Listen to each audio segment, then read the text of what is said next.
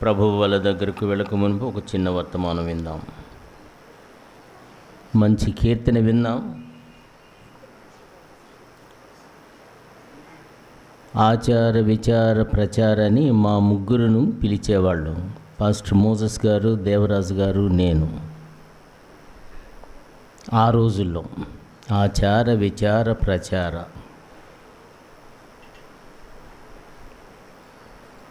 నాకు చాలా సంతోషం. దేవరాజు గారు కూడా ఏదో పాటల పుస్తకం ప్రింట్ చేశాడు, తాను రాసిన పాటలు. దానిలో రాశాడు కూడా, నాకు స్ఫూర్తి వసురాజు అని. అది నిజమే. దేవరాజు గారు కానీ మోజెస్ గారు కానీ రాసిన ప్రతి పాటలో అక్కడక్కడ కొన్ని కళలు, ఆ కళల్లో నేను కనిపిస్తా. అది మీకెవరికి తెలియదు. అంటే నా కలము కూడా ఉంటుంది తప్పనిసరిగా. ప్రభు నన్ను అలాగూ బలపరిచాడు, వాడుకున్నాడు. ప్రతి పాటలో, వారు రాసిన ప్రతి పాటలో.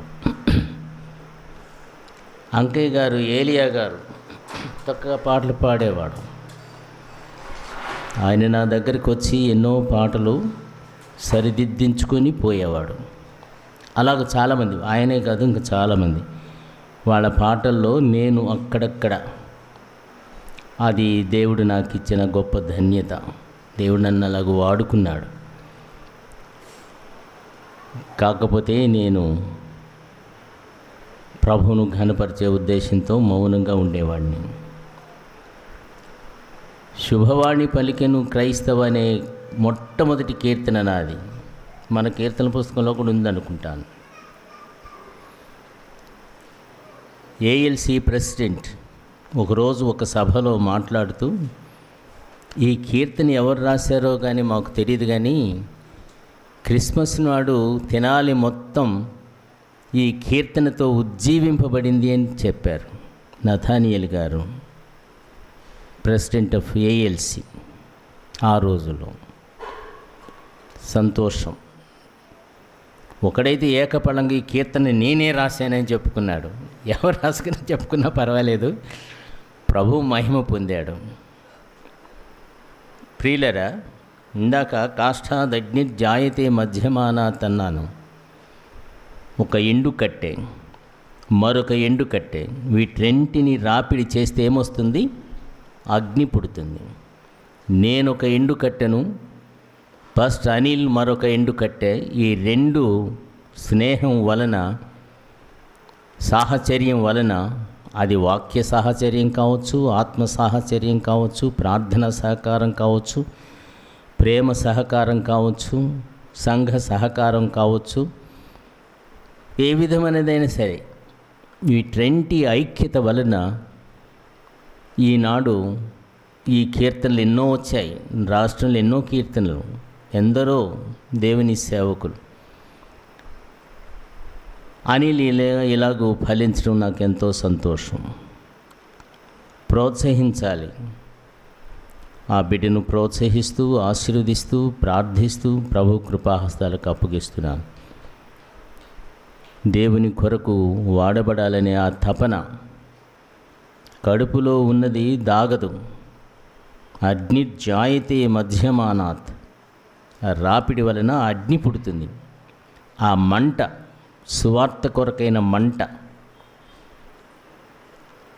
కొంతమంది వచ్చారు నా దగ్గరికి, ఏవేవో రాయించుకునేవాళ్ళు, రాసుకునేవాళ్ళు, సరిదిద్దుకునేవాళ్ళు,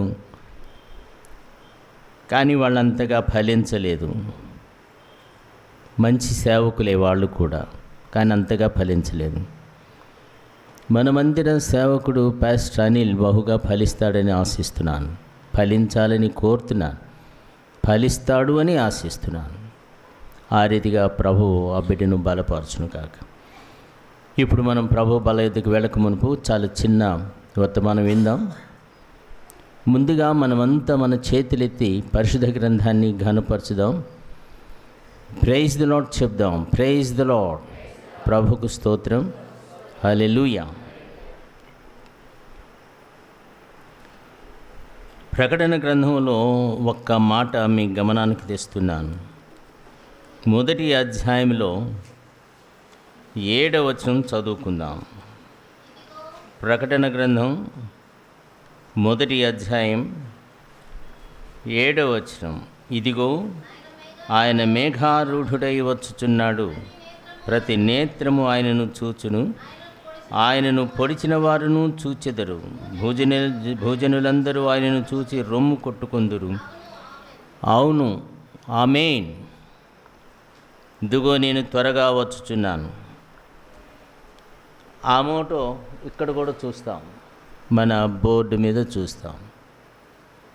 యేసు ప్రభు రాబోతున్నాడు. త్వరగా జాగ్రత్తగా సిద్ధపడదాం, త్వరగా సిద్ధపడదాం, త్వరగా వస్తున్నాను అన్నాడు. ట్రైను ఆ టయానికి వస్తుంది. ఆ టైంలో ఎక్కవలసిన వాళ్ళంతా ఎక్కేసేయాలి. ముచ్చట్లాడుకుంటూ ప్లాట్ఫామ్ మీద కాలయాపన చేసామనుకో, ట్రైన్ వస్తుంది, తన టైం అయిపోయిన తర్వాత అది వెళ్ళిపోతుంది. వెళ్ళిపోయిన తర్వాత నేను ఎక్కలేదని టికెట్ కొనుక్కున్నాను, బాప్తిజం పొందాను, నేను ప్రసంగికుణ్ణి, ఇవన్నీ చెప్తే ఆ ట్రైన్ మళ్ళీ వస్తుందా? రాదు. జాగ్రత్త పడాలి, తొందరపడాలి. అయితే ఒక్కొక్కసారి నేను రాజమండ్రి పోవాలి, ఇంటర్మీడియట్ చదువుకుంటున్నాను. ఆ రోజుల్లో ఒక పేషెంట్ తన కొరకు ప్రార్థించే నిమిత్తమై నన్ను ఆహ్వానించాడు. నేను వెళ్ళాలి. నర్సరాపేట నుంచి ఆ ట్రైన్ కదులుతుంది, తెల్లవారుజాము 4:30కు కదులుతుంది. నేను 2 నిమిషాలు లేట్ అయ్యాను. ట్రైన్ కదిలింది, స్టేషన్ నుండి కదిలింది. ఏం చేయాలి? నేనేమో ఈ పలానా ట్రైన్కి వస్తాను, ఇన్ని గంటలకు నేను వస్తానని వాళ్ళకి చెప్పేశాను. వాళ్ళు నా కొరకు ఎదురు చూస్తారు. ట్రైన్ నా కోసం ఆగదు కదా, ట్రైన్ కదిలింది. నా ప్రక్కనే మా సహోదరుడు ఒకడున్నాడు. అరే ఎట్లా పోతాం? దేవుని చిత్తం కాదేమో. నేనన్నాను, ఆ ట్రైన్ ఆగుతుంది, ఆ ట్రైన్ ఆగుతుంది. నిజంగా దేవుడు నా పట్ల ఎన్ని అద్భుతాలు చేశాడు, నేను చెప్పుకోవటం లేదు, కానీ ప్రభు మహిమార్థమై చెప్తున్నాను. ఇప్పుడు ఆ ట్రైన్ ఆగిపోతుంది. అక్కడే రోడ్డు మీద నిలిచి ప్రార్థన చేశాను. ప్రభు, ఆ ట్రైన్ ఆపు, నేను ఆ ట్రైన్ ఎక్కాలి, నేను రాజమండ్రి వెళ్ళాలి, ఆ ట్రైన్ నేను ఎక్కాలి. ఆగిపోయిందంతే ట్రైన్. ఈ కారణం నాకు తెలియదు. త్వరగా వెళ్ళాము, స్టేషన్కి వెళ్ళాము, టికెట్ కొనుక్కున్నాం. అయ్యో ట్రైన్ కదిలే టైంలో మీరు వచ్చారంటే అన్నాడు. ముందు ఇవ్వండి, టికెట్ ఇచ్చేసేయండి. టికెట్ తీసుకున్నాం, పరిగెత్తుకుంటూ వచ్చేసి ట్రైన్ ఎక్కేసాం. కొన్ని ప్రత్యేక సందర్భాల్లో దేవుడు జోక్యం చేసుకుంటాడు. మన వ్యక్తిగత జీవితాల్లో ప్రత్యేక సందర్భాల్లో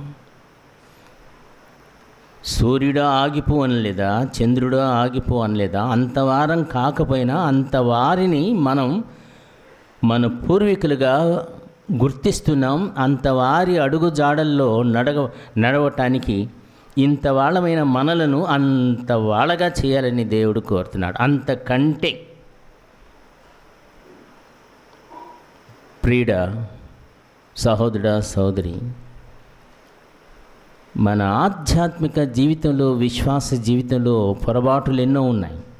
నేను టయానికి పోకపోవడం అది నా తప్పే. కానీ విశ్వాసం నందు బలపరచబడే నిమిత్తమై ఆ సమయాన్ని దేవుడు నా కొరకు బలపరిచాడు. నన్ను బలపరిచే నిమిత్తమై, నన్ను ధైర్యపరిచే నిమిత్తమై నేనున్నాను, పర్వాలేదు అని భుజం తట్టినట్లు ఆ ట్రైన్ ఆపాడు. ఇది వాస్తవం. దేవుని సన్నిధిలో నిలబడి చెప్తున్నాను. అంత భక్తుడిని కాదు, కానీ దేవుడు చేసి నన్ను బలపరచాలని కోరాడు, నన్ను బలపరిచాడు.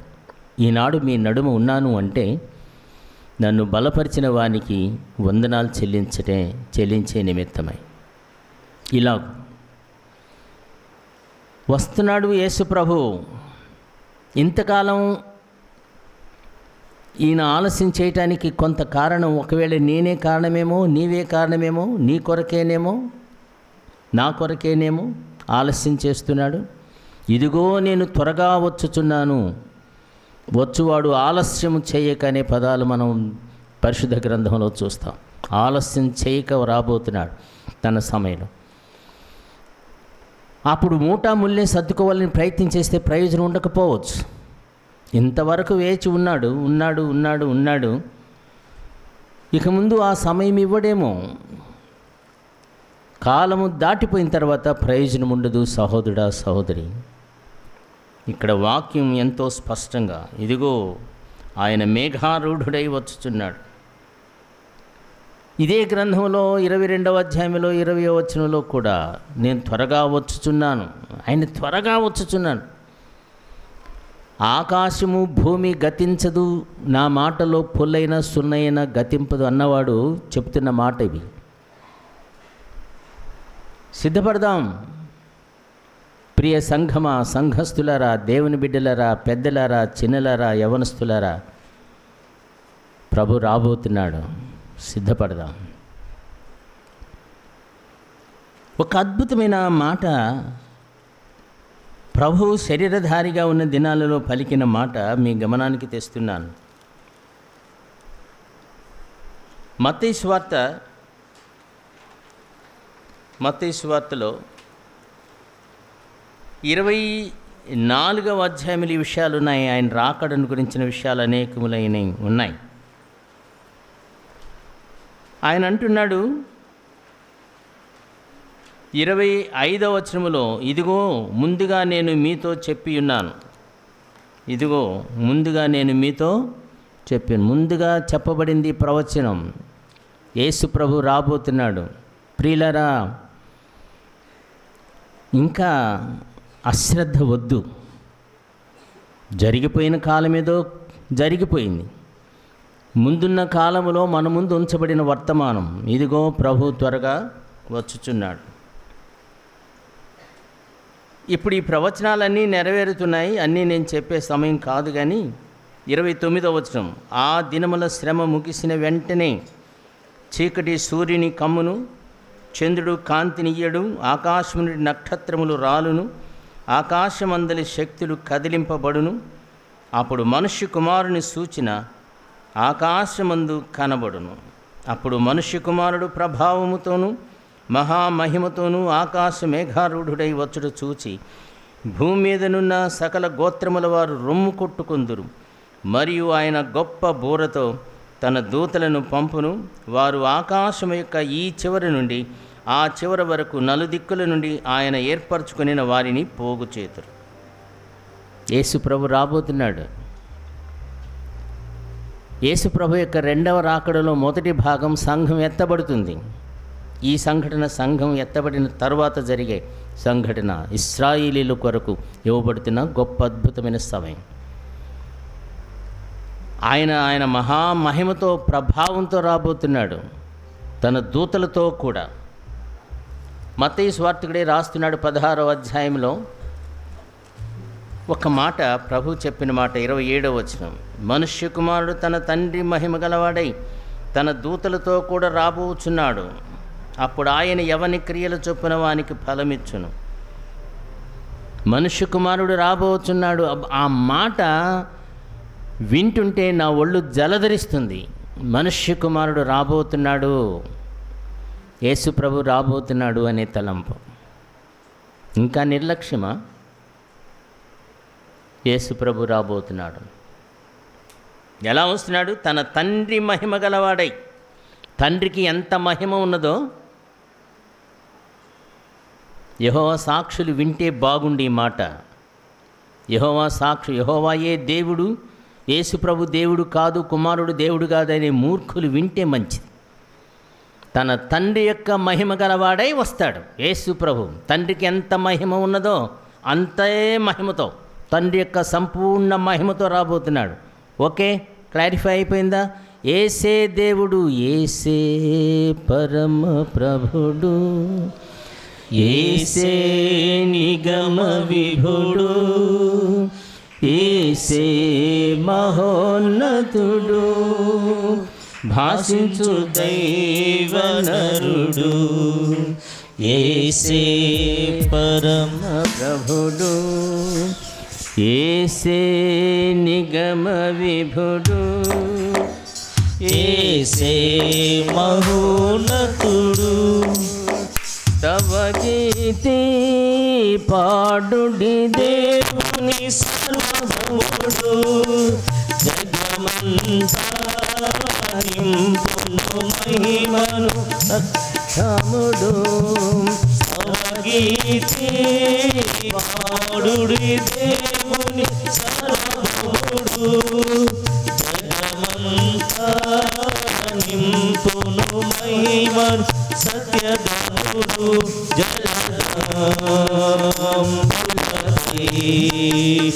ఇదిగో జయశాలి గరానుంది, ఇదిగో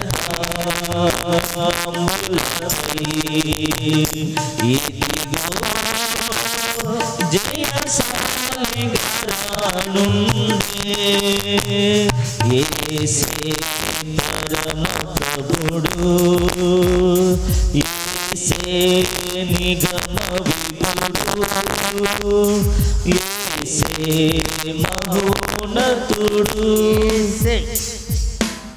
యేసు కాక మరి ఇంకెవరూ లేరు. ఇదిగో జలదంబుల మీద నుండి రాబోతున్నాడు. జలదం అంటే మేఘం, మేఘాల మీద రాబోతున్నాడు ప్రభు అయిన యేసు. అవును, తన తండ్రి మహిమతో కూడా వస్తాడు, ఇంకా తన దూతలతో కూడా వస్తాడు.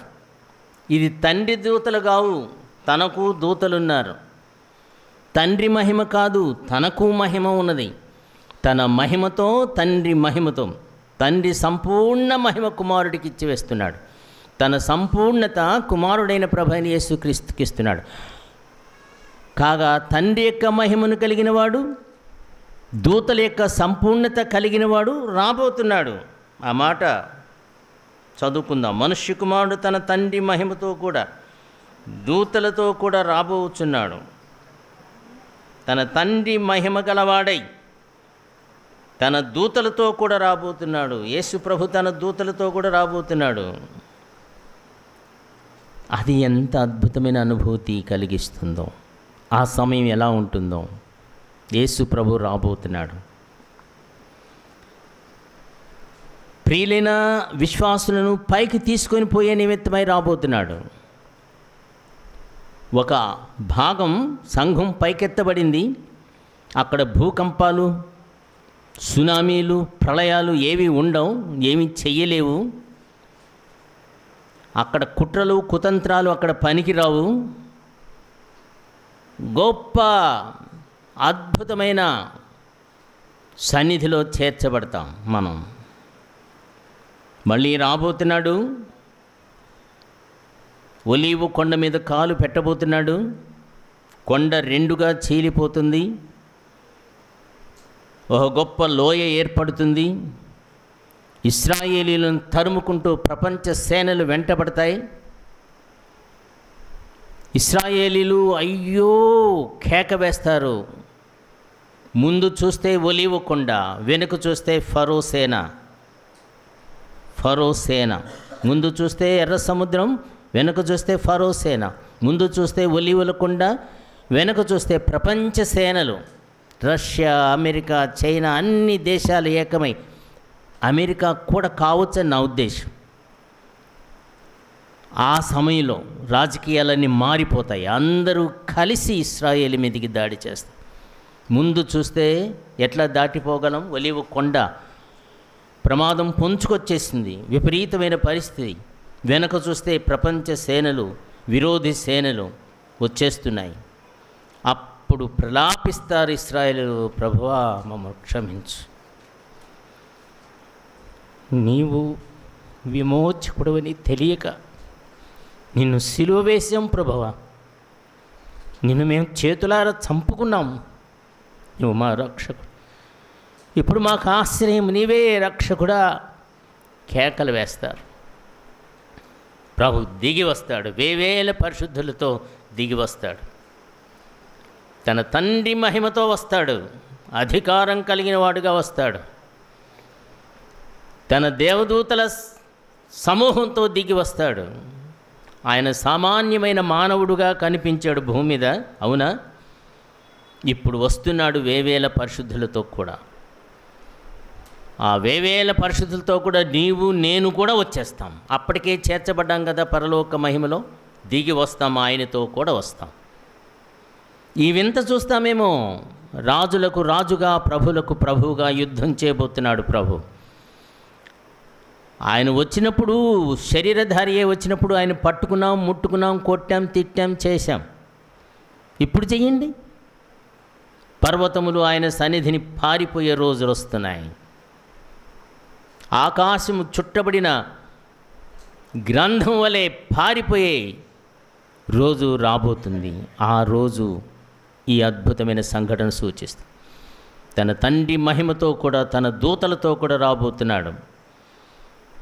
తన దూతలతో రాబోతున్నాడు. ఒక్కొక్క దూత కోట్ల కొలది దేవదూతలు ఉన్నారు. ఒకరా ఇద్దరా, లెక్కింపలేని సైన్యం సమూహములాగా ఉన్నారు. ప్రకటన గ్రంథంలో వ్రాయబడింది ఆ విషయం. కోట్ల కొలది సేనలు, ఆ దూతలు.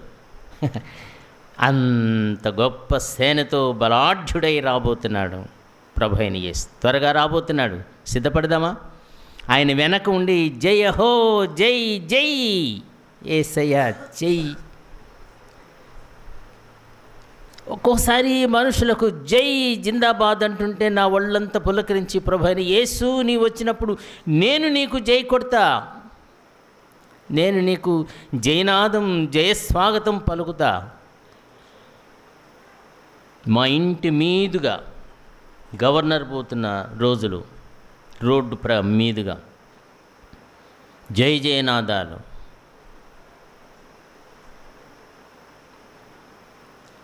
వాళ్ళంత దూరంలో ఉండగానే వాళ్ళు జై జయ, పోలీసులు అలర్ట్ అయ్యారు, అందరు అలర్ట్ అయ్యారు. జయనాదాలు పలుకుతుంటే నేనే ఆయన చూసేదేంటి, నేను పైన ఉన్నాను.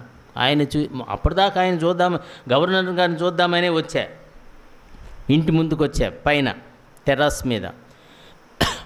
కానీ ఎప్పుడైతే ఆయన ఎంటర్ అయ్యాడో, వస్తున్నాడో, కొద్ది దూరంలో ఉన్నాడో, ప్రజలు జై జయ ధ్వానాలు చేస్తుంటే నేను వెంటనే నా గదిలోనికి పోయి, ప్రభువైన యేసు నేను నీకు స్వాగతం చెప్తా. ఈ మనుష్య మాత్రునికి ఎందుకు స్వాగతం చెప్పాలి? గౌరవిస్తాను, కానీ అది వేరు. ఇతడు మనుష్య మాత్రుడు, మరణపాత్రుడు, మరణమాత్రుడు. మరణాన్ని జయించి లేచిన ప్రభువైన యేసు, ప్రభువైన పునరుద్ధానుడా, నీకు నేను జయనాదంతో స్వాగతం పలుకుతానని ఆ గదిలోనికి వెళ్ళి ఎగిరి గంతులు వేసి హల్లెలూయా, ప్రైజ్ ద లార్డ్ అని చెప్పాను. నేను అనుభవించాను ప్రభు యొక్క రాకడ అనుభూతిని. నేను సంతోషించాను, ప్రభునందు ఆనందించాను. ప్రభుకు స్తోత్రం. ఆ రోజు వస్తే ఎలా ఉంటుందో విశ్వాసికి. మొదటి యోహాను పత్రిక 3వ అధ్యాయం 2వ వచనంలో చెప్పబడినది, ప్రభువును పోలి ఉంటామా? నా రూపం మారిపోయినప్పుడు, నా మాట మారిపోయినప్పుడు, నా చూపులు, నా ఆలోచనలు మారిపోయినప్పుడు, నా వేషధారణ మారిపోయినప్పుడు ప్రభువును పోలి ఉంటే, ఇట్లా చూచుకుంటే నేను ఏమైంది నాకు? ఈ చేతులుగా లేవే, ఈ తలగా లేదే, ఈ కాళ్ళు, ఈ శరీరం ఈ కాళ్ళుగా లేవే, ఈ శరీరంగా లేదే. అచ్చంగా ప్రభు ఎలా ఉంటాడో అలా ఉంటానా నేను? అలా ఉంటావా విశ్వాసవే నీవు? ఒక్కసారి ఊహించుకో. నీ కురూపము నువ్వు సెంట్ పూసుకొని అవసరంలా, పౌడర్ రాసుకొని అవసరంలా, టిప్ టాప్ మీద సిద్ధపడవలసిన పని లేదు. అప్ టు డేటుగా టిప్ టాప్ అయ్యి అపవాదికి తమే చోటయ్యి. అది చూసుకొని ఇది చూసుకొని ఇదే సరిపోయింది. అద్దం ముందుంటే కథలరు యవనస్తులైనా కొంతమంది, అందరు కాదులే, మీరు కాదు, వద్దని కాదు అబ్బాయిలు. కానీ దానికి కూడా కొంత లిమిట్ ఉండాలి, దానికి కొంత లిమిట్. హీరోయిజమని హిప్పీయిజమని ఏదో ఇజమని తలయొకరు, హీరోయిజమని హిప్పీయిజమని ఏదో ఇజమని తలయొకరు, అప్ టు డేటుగా టిప్ టాప్ అయిరి, అప్ టు డేటుగా టిప్ టాప్ అయిరి, అపవాదికి తామే చోటయిరి, అపవాదికి తామే చోటయిరి, రెండవరా కడయిదిగో, రేపో మాపో రానుండే, రేచరు కాలమే త్వరపడుమా, త్వరపడుమా. అపవాదికి చోటయ్యారు, అపవాది వారిలో ప్రవేశించాడు. మనలో అపవాది ప్రవేశించకుండా జాగ్రత్త పడదాం. లోనికి వచ్చి కూర్చుంటాడు, వాడు తిష్ట వేస్తాడు. అప్పుడు అపవాదికి వాని అనుచరులకు సిద్ధపరిచిన అగాధంలోనికి మనం త్రోయబడతాం. జాగ్రత్త పడదాం. సుమారు 11 చరణాలు రాశాను ఆ రోజుల్లో, అన్నీ మర్చిపోయాను. ఏదో 1-2 చరణాలు జ్ఞాపకం వస్తే పాడుతున్నాను. అప్ టు డేటుగా టిప్ టాప్ అయిరి కాదా? నీవు అలా ఉన్నావేమో, నీవు అలా ఉన్నావేమో. నేను కొద్దిగా మిమ్మల్ని నిరుత్సాహపరచాలని కాదు, నేను బిఏ చదువుతున్నప్పుడు పౌడర్ డబ్బా ఇంత డబ్బా ఉంటుంది, అది కొనుక్కున్నాం. అది 3 సంవత్సరాలు పైబడిచ్చింది. ఎందుకంటే కొంచెం అవసరం, కొంచెం మరీ చెమట వాసన రాకుండా, ఇతరులకు అభ్యంతర కారణం కాకుండా కొంచెం చాలు. అది రాసుకొని పూసుకొని సెంటు గింటు కొట్టుకోవటం. సరేలే, ఈ వయసులో కాకపోతే ఏ వయసులో చేస్తారు? ఇప్పుడేలా మరు మనసనిది, ఇప్పుడైనా 60 ఏండ్లైనను రాలేదు, ఇప్పుడేలా మరు జన్మంబనిది. 60 ఏళ్ళన్నా రాలేదు బొసరాజు అని చెప్తాడు. ఆ రోజుల్లో నన్ను చూసి పరిగెత్తేవాడు. వస్తున్నాడయ్యా, పట్టుకున్నాడంటే గంట సేపు దాకా కూర్చోబెట్టి మార్మల్స్ పొందు. ప్రియులారా, దేవుడు నన్ను అలా ప్రేరేపించాడు, అలా ప్రేరేపించి నడిపించాడు. నేను చెప్పాను, ప్రభు రాబోతున్నాడు, మీరు ఎలా ఉన్నారు? మిమ్మల్ని నేను చూడాలని చూస్తున్నాను రా పిల్లలు, పెద్దలు. నేను ముందుగానే వెళ్ళిపోతాను పరలోక రాజ్యానికి. నేను అక్కడ మీ కొరకు ఎదురు చూస్తూ ఉంటాను. చిలకలూరుపేట సంఘంలో ప్రతి బిడ్డ కోసం నేను అలా ప్రార్థిస్తున్నాను. ప్రభా, నా బిడ్డలు నేను చూడాలని కోరుతున్నాను. వారిని సిద్ధపరచు. ఏ ఒక్కరూ తప్పిపోకూడదు, ఏ ఒక్కరూ జారిపోకూడదు. పొరపాట్లు క్షమిస్తాడు. ఏ ఒక్కరూ తప్పిపోకుండా వారిని సిద్ధపరచు. నేను మిమ్మల్ని చూడాలని ఆశపడుతున్నాను. ప్రభునందు ప్రియులారా, ప్రభు త్వరగా రాబోతున్నాడు. ఒక సంఘటన మీ గమనానికి తీసుకొని వస్తున్నాను. ఒక అద్భుతమైన సంఘటన.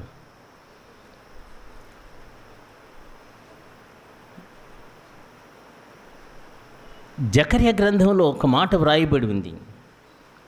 2వ అధ్యాయంలో 8వ వచనంలో ఉత్తర భాగం చదువుతున్నాను. మిమ్మును ముట్టినవాడు తన గ్రుడ్డును ముట్టినవాడని ఎంచి, మిమ్మును ముట్టినవాడు, ఎవడైనా మిమ్మల్ని ముట్టుకుంటే తన కనుగుడ్డు ముట్టిన వానితో ఎంచుతాను అన్నాడు.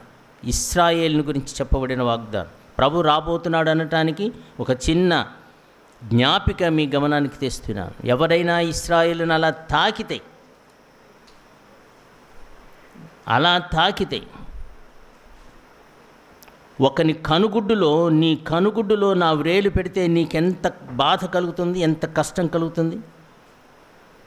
ఎంత మంచివాడవైనా చెర్రని లేస్తావు, ఎంత మంచివాడని చెర్రని లేస్తావు అన్న. ఎందుకంటే ఆ బాధ చాలా భయంకరమైనది. ఇశ్రాయేలు మీద ఈగ వాలితే దేవుడు చిర్రని లేస్తాడట. మిమ్మును ముట్టిన వానిని, నా కనుగుడ్డు ముట్టిన వానితో ఎంచుతాను. వాడు నా కన్నుగుడ్డు ముట్టాడు, నిన్ను ముట్టడం కాదు, నా కంటిలో చేయబెట్టినంతగా రియాక్ట్ అవుతాను అన్నాడు. యెషయా ప్రవక్త రాస్తున్నాడు. 54వ అధ్యాయంలో ఒక అద్భుతమైన మాట మన గమనానికి తెచ్చాడు. ప్రవక్త అయిన యెషయా వ్రాస్తున్నాడు 17వ వచనంలో, నీకు విరోధముగా రూపింపబడిన ఏ ఆయుధమును వర్ధిల్లనేరదు. గుర్తుంచుకుందాం, నీకు విరోధముగా రూపింపబడిన ఏ ఆయుధము వర్ధిల్లనేరదు.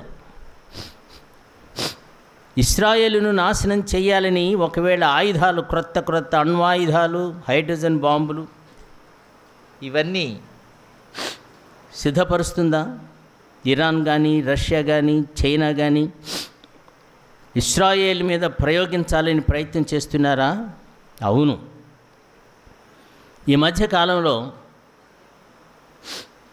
హమాస్ ఇశ్రాయేల్ మీద దాడి చేసి వారి రక్షణ కంచె పూర్తిగా ధ్వంసం చేసి చిందరవందర చేసి పడేసింది. ఇశ్రాయేలుకు విరోధులు వాళ్ళు, హమాస్ వాళ్ళు, ఒక ఉగ్రవాది సంస్థ.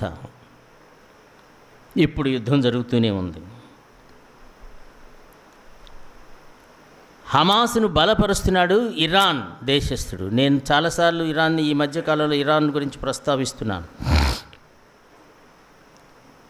ఇరాన్ బలపరుస్తుంది హమాస్ను. ఇశ్రాయేలును నాశనం చేయడమే ఈ ఇరాన్ దేశం, ఈ పాకిస్తాన్ వీళ్ళందరి ఉద్దేశం అదే. కానీ సాధ్యం కాక అట్లా ఆగారు. ఇశ్రాయేలును సర్వనాశనం చేయాలి వాళ్ళ కళ్ళ ముందు. ఎందుకు అంత ద్వేషం, అంత కోపం? వాళ్లకు ప్రవచనాలున్నాయి, వాళ్ళ దేవుడు వీళ్ళ దేవుడు ఒకటే, కానీ గుణగణాల్లో తేడాలున్నాయి. ఒకే దేవుడు అని చెప్తారు, కానీ పరిశోధిస్తే కాదు అని నేను గ్రహిస్తున్నాను. యెహోవా దేవుణ్ణే మేము ఆరాధిస్తున్నాం, కాకపోతే ఆయన పేరు అల్లా, ఏల్. ఒకే పేరుతో పిలుస్తున్నారు, కానీ యెహోవా దేవుడు ఇశ్రాయేలీయులకు ప్రత్యక్షమైన ఇశ్రాయేలీయుల దేవుడని యెహోవా తీరుతెన్నులు వేరుగా ఉన్నాయి. అది గ్రహించక ఇశ్రాయేలును సర్వనాశనం చేయాలని ఎలా పూనుకుంటావు? ఇశ్రాయేలుకు దేవుడు వాగ్దానాలు ఇచ్చాడు, అవి తుడిచివేస్తాడా? నా నిబంధనను కొట్టివేయను అన్నాడు. దేవుడు ఇశ్రాయేలుతో నిబంధన చేశాడు, నేను నిన్ను విడువను, ఎడబాయను. ఆ నిబంధన కొట్టివేయబడుతుందా? ఈ ముస్లిం కంట్రీలు ఇది గుర్తించలేకపోతున్నారు. మేము దేవుని యందు విశ్వాసం ఉంచిన ప్రజలమని చెప్పుకుంటున్నారు, ఓకే. కానీ దేవుడు వాగ్దానం చేసిన ప్రజలను, ఇశ్రాయేలును సర్వనాశనం చేయాలని కంకణం కట్టుకోవటం వాక్యానికి విరుద్ధమైనది, దేవునికి విరుద్ధమైన విషయం. మిమ్మును ముట్టిన వానిని నా కనుగుడ్డు ముట్టిన వానితో ఎంచుతాను అన్నాడు. ఇశ్రాయేలీయులు తప్పులు చేయలేదని, పొరపాటు చేయలేదని, పాపం చేయలేదని దేవుడు వాళ్ళని కూడా శిక్షిస్తూ వచ్చాడు, కఠినంగానే శిక్షిస్తూ వచ్చాడు. ఇప్పుడు కూడా ఒక ప్రక్క శిక్షిస్తూనే వచ్చాడు. కానీ తన వాగ్దానాన్ని జ్ఞాపకం తెచ్చుకొని అబ్రహాముకి ఇచ్చాడు, నీ సంతతి ఆశీర్వదించబడుతుంది, నీలో నుండి ప్రపంచ జనాంగములు ఆశీర్వదించబడతాయి. రక్షకుడైన ప్రభువైన యేసు అబ్రహాములో నుండి వచ్చాడు, హెబ్రీయుడిగా వచ్చాడు. యేసు ప్రభు త్వరగా రాబోతున్నాడు. ఆ రక్షణను కొట్టివేయాలని ప్రయత్నం చేస్తుందా ఇరాన్?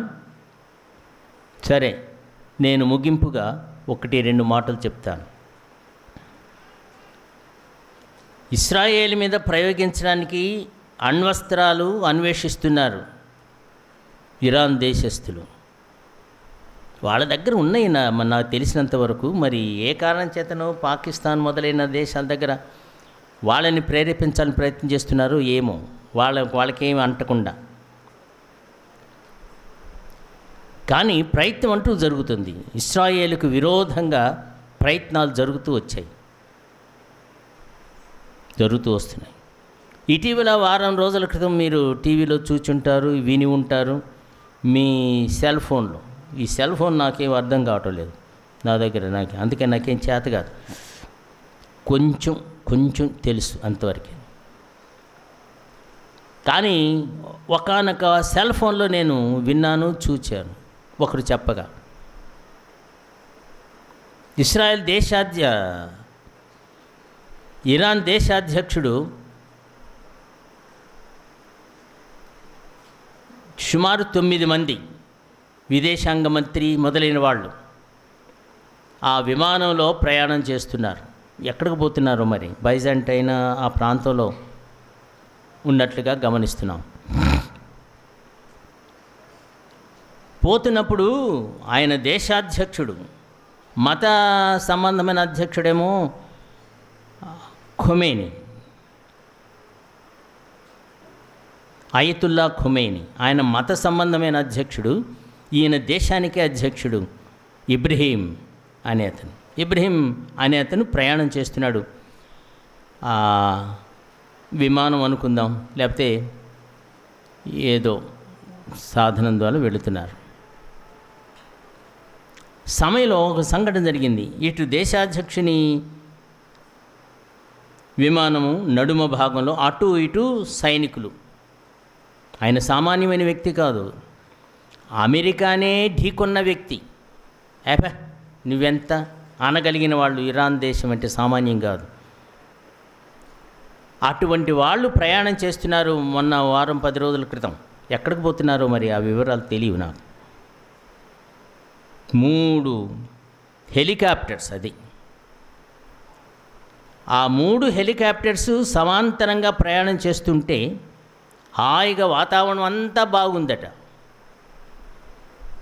ఈ నడుమ దేశాధ్యక్షుని ఇబ్రహీం హెలికాప్టర్లో ఉన్నటువంటి విమానాన్ని నడిపేవాడు, హెలికాప్టర్ నడిపేవాడు, ఇంకొంచెం పైకి పోతే ఆకాశంలో ప్రయాణం చేస్తుంది, ఇంకొంచెం పైకి పోతే పోదామని ట్రై చేశారు. కానీ అకస్మాత్తుగా ఒక నల్లటి మేఘం అడ్డొచ్చేసిందట. అప్పటి వరకు చాలా క్లియర్గా ఉన్నది. క్లియర్గా ఉంటేనే వాళ్ళు డ్రైవ్ చేస్తారు, నడుపుతారు. ఆకాశంలో ఏ మేఘం లేదు, అంతా బాగుంది. కొంచెం పైకెక్కి పోతే ఏ ఆటంకం లేదు కదా అని పైకెక్కించాడు ఆ హెలికాప్టర్ నడిపించే వ్యక్తి. అకస్మాత్తు ఒక నల్లటి మేఘం, దట్టమైన మేఘం ఎదురొచ్చింది. ఆ మేఘంలో ప్రవేశించింది. జాగ్రత్తగా వినండి, ఒక దేశాధ్యక్షుని హెలికాప్టర్ అది. ఇస్రాయేలుకు వ్యతిరేకంగా ఆలోచన చేసే నాయకుల యొక్క హెలికాప్టర్ అది. ఇస్రాయేలును సర్వనాశనం చేయాలని ప్రయత్నం చేస్తున్న ఒక హెలికాప్టర్, అధికారుల హెలికాప్టర్ అది. నల్లటి మేఘం, దట్టమైన మేఘం అడ్డు వచ్చేసింది. ఆ మేఘంలో ప్రవేశించింది. కొన్ని క్షణాలలో ఇక ఆ హెలికాప్టర్ ఏమైందో తెలియదట. ఏమైందో తెలియదు. హెలికాప్టర్లో ఉన్నవాళ్ళు ఏమయ్యారో తెలియదు. క్షణాలే, సెకండ్స్లో జరిగిన సంఘటన. చివరికి ఒక స్వరం విన్నారు, మేము ఒక లోయలో పడిపోతున్నాం, రష్యా దేశస్థులారా, చైనా దేశస్థ నాయకులారా, మమ్మల్ని కాపాడండి, మమ్మల్ని కాపాడండి. ఆ స్వరం వినిపించిందట. ఒక లోయలో పడిపోయిందట. ఏ లోయ తెలియలేదు. 10 రోజులు వెతికారు, ఏ లోయ కనబడలా. వారి శవాలు కూడా కుళ్ళిపోయి ఉంటాయి. 10 రోజులు వెతికితే పడిపోయిన ఆ హెలికాప్టర్ని 10 రోజుల తర్వాత కనుగొన్నారు. నాకు తెలిసిన కొంచెం విషయం మాత్రం చెప్పగలిగాను. మిమ్మును ముట్టిన వానిని జాగ్రత్త. ఇశ్రాయేలును ముట్టుకుంటే, ఇశ్రాయేలు పవిత్రులని చెప్పడంలా, మంచివాళ్ళని చెప్పడంలా, వాగ్దానములు వారివి. దేవుడు వాళ్ళకి వాగ్దానం ఇచ్చాడు. రక్షకుడైన ప్రభువైన యేసు వారిలో నుండి వచ్చాడు. ఆయనను బట్టి తన ప్రియ కుమారుడైన ప్రభువైన యేసు వచ్చిన వంశమది, జాతి అది, జనాంగమది. తన ప్రియ కుమారుడైన ప్రభువైన యేసు వచ్చిన వంశము, జాతి, జనాంగమది. ముట్టుకుంటావా నీవు? వాగ్దానములు వారికి దేవుడిచ్చాడు. ముట్టుకుంటావా నీవు?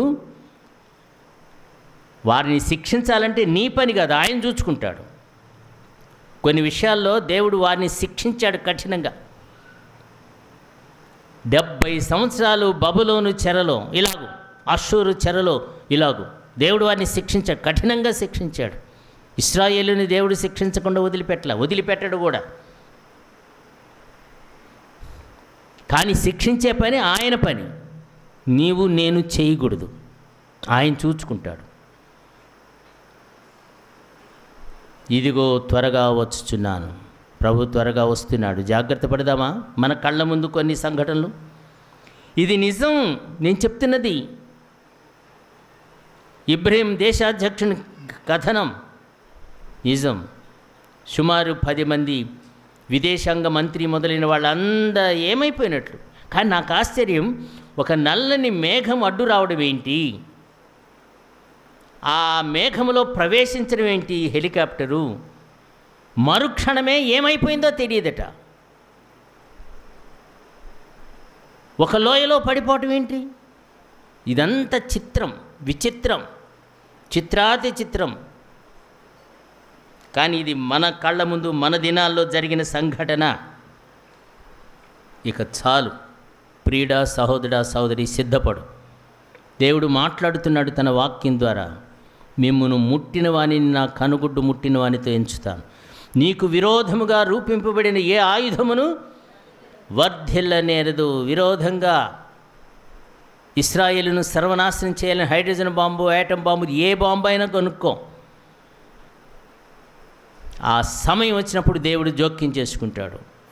ఒక విశ్వాసి చెప్తున్నాడు, ఎక్కడో పేపర్లో చూచాడట, ఒక వ్రేలు వచ్చి ఆ విమానాన్ని అన్నదట. నేను చూడలేదు, ఒక విశ్వాసి చెప్పిన విషయం. ఒక వ్రేలు, ఆ వ్రేలు వచ్చి ఇబ్రహీం ప్రయాణం చేస్తున్న హెలికాప్టర్ని అట్లా అన్నట్లు. అంతే, అదేమైపోయిందో. దేవుని వ్రేలు వచ్చింది, జోక్యం చేసుకుంది దేవుని వ్రేలు. మెనే టెకేల్ ఉఫార్సీన్, దానియేలు రోజుల్లో మెనే టెకేల్ ఉఫార్సీన్. నీ రాజ్య విషయాలన్నీ లెక్క చూడబడ్డాయి, నీవు తేలికయ్యావు, నీ రాజ్యము మాదీయ పారసీకులకు ఇవ్వబడుతుంది. మెనే టెకేల్ ఉఫార్సీన్ అయిపోయింది. బబులోను రాజు యొక్క వైభవం అంతా కొట్టివేయబడింది. క్షణాల మీద దేవుడు కొట్టివేసి, ఇదిగో నేను త్వరగా వస్తున్నాను. యేసు ప్రభు వస్తున్నాడు. ప్రియుడా, సహోదరా, సహోదరి, సిద్ధపడదామా? అన్నం కూరలు వండుకుందాం సమయాన్ని బట్టి. మంచి కూర, ఈరోజు ఆదివారం మరి ఏం చేసుకున్నారో మంచిదే ఉన్నది. కానీ ఒక్కటి మాత్రం మనస్సులో పెట్టుకోండి, యేసు ప్రభు రాబోతున్నాడు. జాగ్రత్త, జాగ్రత్త, జాగ్రత్త, జాగ్రత్త. భక్తులార పిలిపిదే ప్రభు యేసు వేగవచ్చును. జాగ్రత్త, భక్తులార పిలిపిదే ప్రభు యేసు వేగవచ్చును. వందనం హోసన్నా, వందనం హోసన్నా. రాజాధిరాజు వచ్చును, రాజాధిరాజు వచ్చును.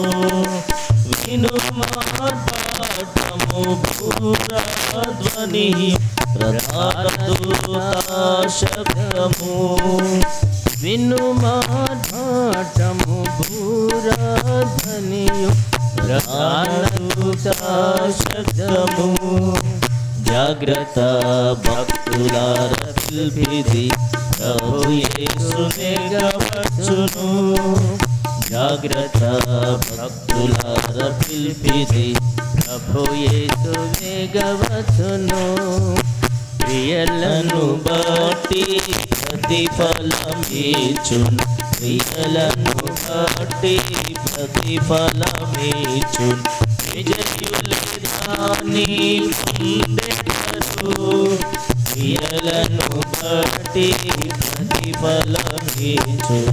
విజయులే దాని పొందెదరు. ప్రీతిగా పలుకును ప్రభువే మనతో, ప్రీతిగా పలుకును ప్రభువే మనతో. నావన్నీయు నీవే అనుచు, నావన్నీయు నీవు నీవే అనుచు జాగ్రత్త భక్తులార పిలిపిరి ప్రభు యేసు వేగవచ్చును జాగ్రత్త భక్తులార పిలిపిరి ప్రభు యేసు వేగవచ్చు. జాగ్రత్త పడదాం. పరలోక మహిమ మేఘాల మీద కలుసుకుంటాం, ప్రభును చూస్తాం, ప్రభును పోలి ఉంటాం, సురక్షితంగా ఎత్తబడతాం. ఆ విశ్వాసాన్ని కాపాడుకుందాం. నీకు కలిగిన దాన్ని జాగ్రత్తగా పట్టుకో, విడిచిపెట్టవద్దు, విశ్వాసాన్ని విడిచిపెట్టవద్దు. సిద్ధపడు జాగ్రత్తగా. ఏవేవి విడిచిపెట్టాలో విడిచిపెట్టేసాయి త్వరగా. ఏవేవి వదులుకోవాలో వాటిని వదులుకో. ఏవేవి గట్టిగా పట్టుకోవాలో గట్టిగా పట్టుకో. ఏవి ప్రయోజనకరమైనవో వాటిని అన్వేషించు, వాటి ఎడల జాగ్రత్త వహించు. ఆ రీతిగా సిద్ధపడి ప్రభు బల ఎదుకు వద్దాం. ప్రభు పిలుస్తున్నాడు. ఆయన శరీరంలో, ఆయన రక్తంలో భాగస్వామ్యాన్ని పొంది ఆయన సంఘంలో చేర్చబడిన బిడ్డగా, ఆయన శరీరంలో చేర్చబడిన బిడ్డలంగా, ఎత్తబడిన బిడ్డలంగా ప్రభు మహిమ స్వాస్థ్యానికి యోగ్యమైన రీతిగా బల ఎద్దుకు మనల్ని ఆహ్వానిస్తున్న ప్రభువుకు వందనాలు చెల్లిద్దాం. ఇప్పుడు బల్ల కొరకు పాస్టర్ అనిల్.